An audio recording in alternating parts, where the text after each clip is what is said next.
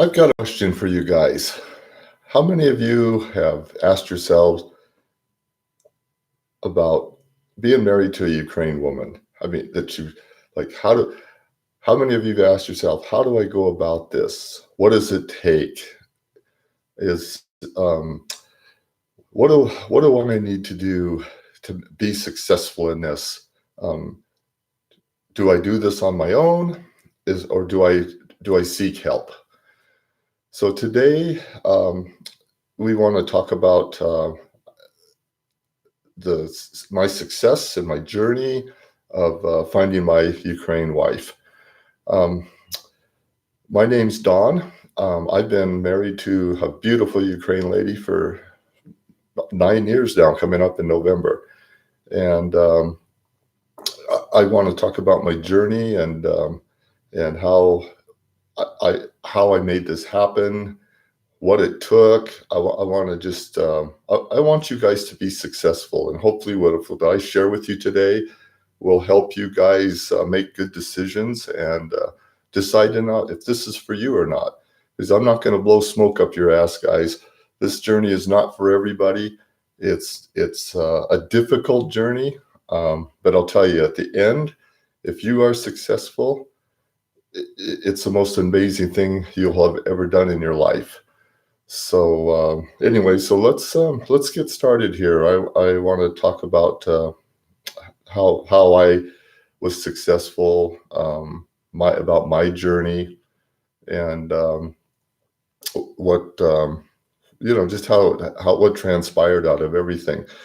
So I think I mentioned before in a past video that I never had any dealings with these terrible websites that are out there.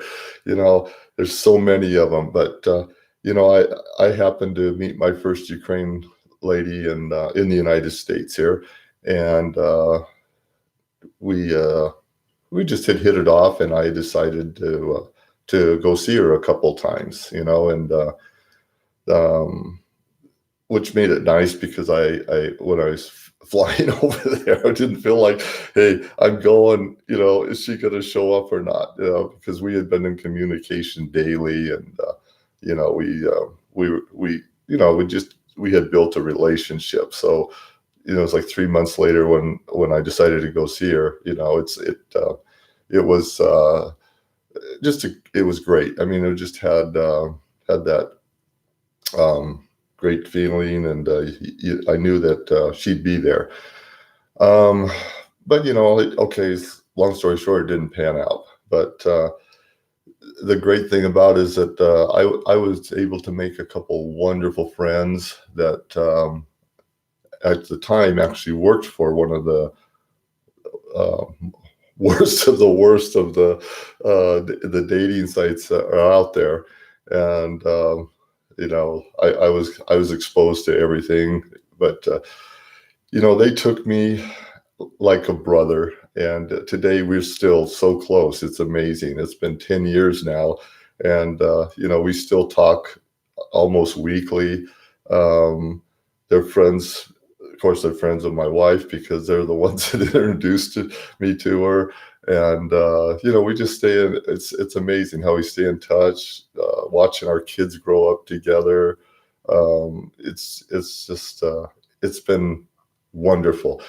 Yes, I'm lucky. I've been very, very lucky. So it's just this doesn't happen. It's not a normal rule of thumb. Okay, so anyway, when I first met them, and we were talking, they asked me why I was coming over here, and I told them the story with the first lady, and I really wanted to find a girl from this part of the world because I just see they're just so amazing. They're so beautiful. And of course they volunteered to help me. So I went through some friends. I went through some families of theirs, like cousins, a sister, and just okay, yeah, I had a wonderful time, great girls, beautiful, but it just wasn't, there just wasn't that spark. It wasn't that wow factor that that we look for. So um, one day I get a Skype call. I'm at home, and it was about a month before I was coming out for another visit, and they said, "Hey, we have somebody here we want you to meet." And I said, "Oh, okay." And so here she comes, this gorgeous blonde girl, and I just like I saw her, and I'm just like, "Oh wow, oh my God, she is amazing," And so it was kind of fun Skyping. She knew absolutely probably no English. She said she'd taken English when she was in school, but had forgotten everything. But it was just watching her facial expressions, watching her smile, her laugh when we were talking like, well, he's like, so do you like her? And I said, yes, I like her. Do you want to meet her? And I said, yes, I want to meet her. And she felt the same way. So a month later, when I ended up going over, we got together, and it was just amazing. I mean, it was just um, I was I was done. I did not need to look any further. I mean, she was it. Um, let's see, was she 30 at the time? She had a 8-year-old daughter, and it was just meant to be. I mean, we came together. We formed our relationship, and we worked on it. And this is the thing, guys. Um, Once you find that person, once you, especially being that long distance, it's a lot of work. Okay, to keep that relationship is going to take a lot of work.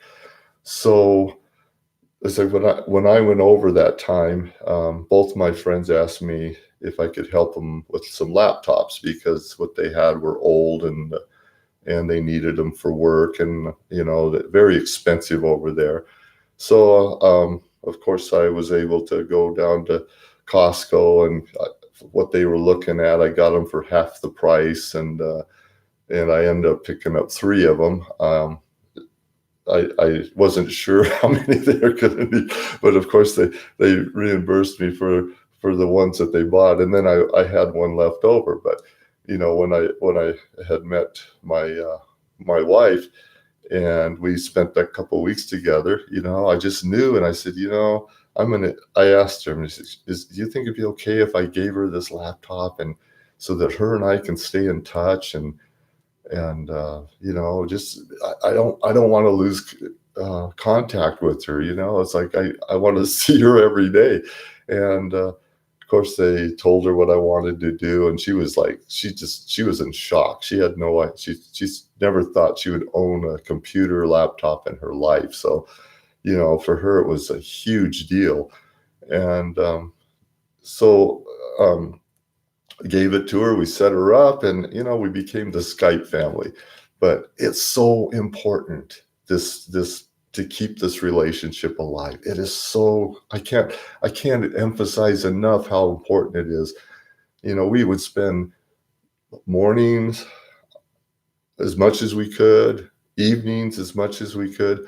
She always wanted to make sure that I knew that she was there for me, that she was home, that she was not going out partying or dating other guys. She was so sincere, and so I mean, just it just I don't know what the words are right now, but she was just there, and I knew that she was just a very serious girl that really wanted to find true love, and I wanted the same. So like I said, that it's the most important thing is once you find that girl, is you got to make sure you stay in contact. there's so many more things now than there was 10 years ago. But it kept our relationship alive. And then, of course, I flew over every 3 months, and I would stay with her, 2 to 3 weeks. 3 weeks most of the time but I was lucky enough to be able to pull that off because I'm self-employed, and I was able to come kind of more or less come and go as I please. Um, the other thing that's really important, guys, is when you decide to go on this journey and you really, you absolutely know this is what you want, you need to clear all the shit from your life, all the past, all the negative things that have happened to you. Most of us probably have gone through a divorce or two, or you've had bad relationships, and I got to tell you, you got to clear this shit from your mind. You got to get it out of your heart. When you go over there and you start looking, you need to be 100% focused, okay? And that means you don't need to be dragging any of the past with you. You need to have this shit gone. And I don't know what it takes. So if it takes therapy, if it takes going to a church and being in groups and people that have gone through this same stuff, but you need to clear everything out. Ukraine ladies are strong. They want a strong guy. They want a guy that's he's got his act together, that he's positive, he's upbeat, he's sure of himself. This is what attracts him. And if you come over there and you have any of this garbage with you, and you're hesitant, you're scared, that, well, what if this? If you got all this shit going through your mind, you've already failed. So it's imperative that you just get yourself together before you start this journey. You need to be happy, upbeat. You need to be positive. You need to. This is like, just pretend you're back in college, and this is like, wow, this is look at all these women. I got a whole new look at the choices I have. You need to get yourself back into this kind of a mindset. And if you do this, you'll have a great chance of success, very great chance of success, because like I said, they respect and they love this. I guess, there's so many more things that are so important about, just on this journey. The other thing is, like, are you financially ready for this? Because let me tell you, my friends, this is not a cheap journey. And it's going to cost money, but you need to look at it this way. How much money have you put into your career? How much money did you put into going to college and to get that education, to get that good job that you wanted? You need to think about this the same way as you do when you go looking overseas for a wife. It's time and it's money, and you've got to be ready to invest in yourself and your love life. It's your life. You're investing in yourself, okay? Just like you did for your career, you're investing in your love life, and you've got to think of it this way, because it is going to cost. It's going to cost. I mean, I can tell you right now, it cost me about $8,000 every time I went over. Okay. And, but I didn't, I wasn't thinking about the money or anything. What was important is, I wanted to find my happiness. I was ready that new relationship, because after 3 years of moping around, beating myself up, um, just not knowing what to do, all I did was work, work, work, and it was finally it was time to put all this behind me and move on. So you guys remember that if you get into those, if you've had that kind of past, clean it up, get it out, be ready to invest in yourself, be ready to invest in your love life. It's the only way it's going to happen is if you make it happen, and you're going to want it. You got to put 110% into this. It's the only way you're going to be successful. Some of the other, it's like dating. Okay, let's move into that. Okay, so it's like our first date was absolutely amazing. I mean, it was like I can't explain it to you, but maybe I don't know if you can see this picture, but maybe this will kind of explain that first date. I mean, that there says it all, and it was just it couldn't last long enough. I'll tell you, I didn't want a date to end ever. That one, I just wanted it to continue and continue and continue. And these are my two beautiful sisters in Moldova that are responsible for my happiness, and I love them both. So, the dating was that's just part of it. And we both, when you have that click, you'll feel it, you'll know it. And we had that from the moment we set eyes on each other. I mean, we actually grabbed each other's hand. I remember her getting out of the taxi, and we grabbed each other's hand. I gave her some roses, and we just walked together. And I felt like a school kid. I mean, I felt myself shaking a little bit, but it's like, I just couldn't believe this was happening. I mean, I was like, this girl is so beautiful. She's amazing, and I felt like the luckiest son of a bitch in the world. And so here, and then it just continued to the next date and the next date and the next date. And every day we do something different, do something fun. We'd go to the beach a lot and just hang out, like so we could involve her daughter too, because of course, you have a relationship like that, and they have kids, well, guess what?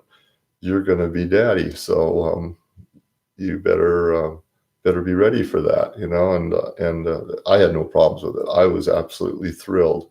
And this little girl was just absolutely amazing. She was just always on me, just like, looking at me, holding my hand, holding my arm when we walk, always looking up at me with these beautiful eyes. And one day she just said, "Are you going to be my daddy?" And I just thought, man, and I just remember saying, "I hope so, sweetheart. I really hope so." So, and that was, it was within a very short time that, I asked her to marry me, and she accepted. And so, it was just, like I said, it was meant to be. And when you know it, you know it. So, it's like, I can't go back on the dating part again, but I remember the first time, when I was there, and I went with my two friends to see her, because they needed to be with us to help translate, for one thing. And, we'd spend the day with her, and then we'd go back to the flat, and we talk, and they just asked me what I thought, how things were going, and they could tell I was just, yeah, he's in love, he's in love. So, so it was like the second time I went to Ukraine. Um, I had went by myself. It was 3 months later. She'd been taking some English classes, kind of trying, and her daughter was helping her because she was taking English in school, and she knew enough where she could actually help us when we were communicating and we got stuck a little bit. It was cute. She felt so involved, but when we were going on other dates and going different places, and most of his times was to have fun. You go to amusement parks, and we just go to the park, um, have lunch somewhere, just spend the day like a normal family would. She wasn't the type of girl that I needed to spend money on and impress with gifts. She didn't care anything about that. It wasn't What's most important for her was what she had inside here, and how I was going to be with her daughter. Those were the most important um, traits that she was looking for, and thank God I passed. um, oh, what else can we, you know? Oh, and then I say, like on my second date, I had, or my second time over to see her, which is 3 months later. I had booked a place in Odessa, and I was gonna be there for 3 weeks. So I ended up coming in, and I spent 2 days at that flat, and she came and got me, and she says, "I want you to come stay with me." And I was like, wow. I mean, this is huge, right? Well, I think what happened after that, but anyway, it's just everything for us just moved so quickly, but it just felt right. There was just no I had no questions, I had no doubts. Um, but like I said, I had help. So what part of that, one of the questions that we started in the beginning was, did you do I do this on my own, or do I get help? I recommend you have help unless you've been to Ukraine and these areas several times on your own, and you're comfortable and you know what's going on. That's one thing, but if not, definitely seek help. Find somebody that can guide you through the steps to help you find a good lady. Because I mean, if I wouldn't have had my friends watching out for me, basically I would have been a target. Okay, I would have been a target for girls looking for um, just a ticket, anything, just well, I'll mess around, play around with him, but nothing serious would ever probably come out of it. So I would suggest, yes, you get help, and learn as much as you can before you go over. Try to get introductions to girls before you go over. Try to get try to try to if possible, see Skype with them. Set up some kind of a time when you can talk with them one on one. It's safer, and you're going to have better chances if you can find um, help to make you successful. Because you'll just trying to do this on your own. It's almost impossible for you to succeed. Um, so, like again, just try to find somebody that can help you through this whole process and can offer you, you know, as much as possible, the highest percentage possible of success. Um, it it it happens, guys. It can happen. I mean, look, I never expected this would come out for me. I took some chances, I took some risks, but I knew what I wanted, and I was going to go after it. And you just like I said, you need to be in that mindset when you go on this journey. You can't do it on a broken heart. You're mindful of shits about a past relationship. You've got to go there ready to expect the best, and then you will get the best. It's all about your aura. It's all about the vibes you give off. Um, these girls love a positive man.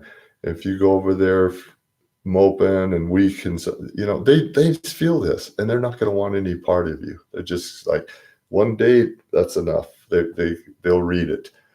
So be strong, be courageous, be positive.